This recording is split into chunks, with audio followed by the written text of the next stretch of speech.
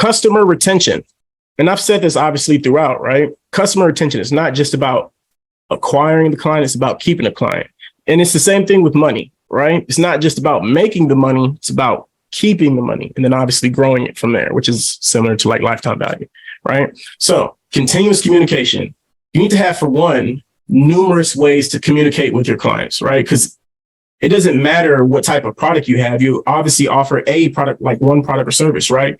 But there are obviously going to be many different types of ways people like to be communicated. Some people prefer social media. Some people prefer texts or phone marketing, right? Some people prefer emails. Some people prefer newsletters.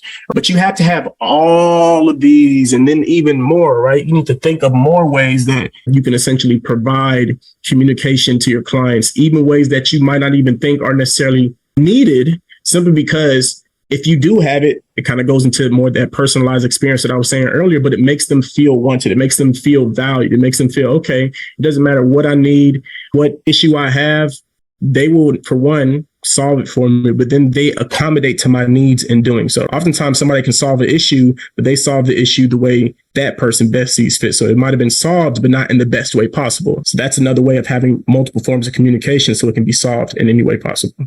Also, loyalty programs and rewards. I feel like Starbucks is the best at this. Let's be real. Or even Chick-fil-A. Download their app, and then whenever you purchase something, it gains points and loyalty rewards, and you know what I'm saying? And then it gives you levels and stuff like that. And it makes you feel like that exclusive group or that exclusive bunch, right? It incentivizes them to, for one, obviously keep coming back. I don't know if everyone has played video games before, right? Or whatever progression bar, but it's like being able to kind of like reach the top. Like the more obviously reward points you get or loyalty points, it just continues to build and build and build, which makes them want to keep coming back and back and back, or to finish, quote unquote, whatever it is that progress is, right? Or even being able to offer discounts or money back guarantees, right? All of these things are ways to continuously build customer retention.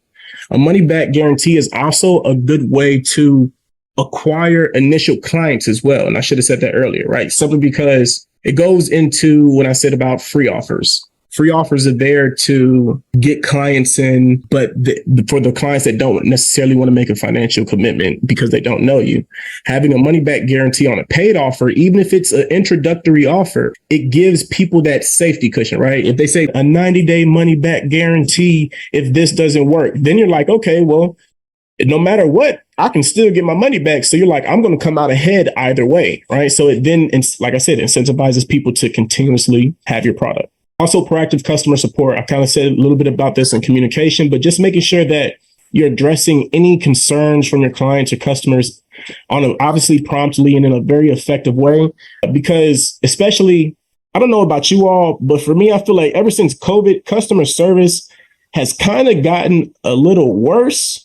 I don't know why, because I would think that they'd have more people to do it, but I don't know if just because it was the overload of people calling in or whatever, but customer support and customer service for me personally has decreased a little bit. So having that high level of customer support, in my opinion, just makes me like want to stay with the business, because it's like, okay, wow, this person actually is caring about whatever it is my issue is, and they're eager to solve it in a timely manner. And then I said this a few times, upselling and cross-selling. Not everybody wants to be sold to, but in the same sense, no one wants to stay stagnant as well.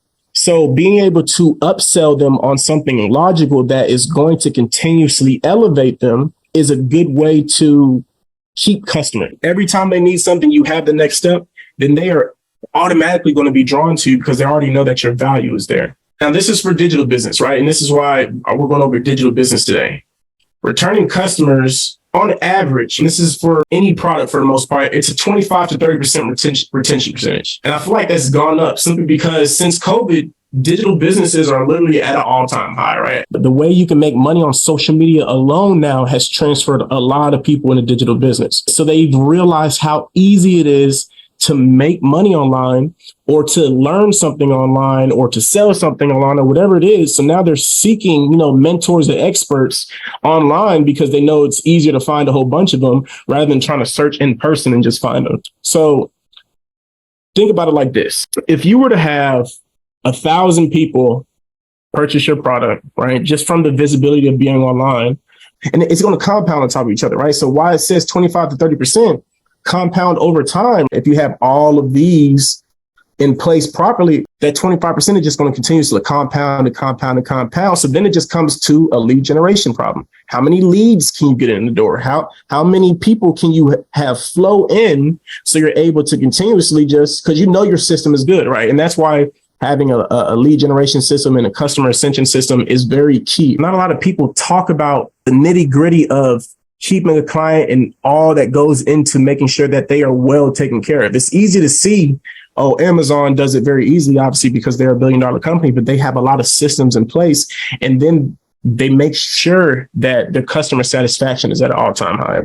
So, quote of the day: approach each customer with the idea of helping him or her solve a problem or achieve a goal, not of selling a product or service, though, right? Now, obviously, I just told you all what an offer is, how to create an offer, how to generate leads, and then lead them through your system to ascend them, right? But you're doing all of that to help them, not to help you, right? When you look to serve somebody and then help them first, I promise you it'll be so easy to actually start acquiring clients.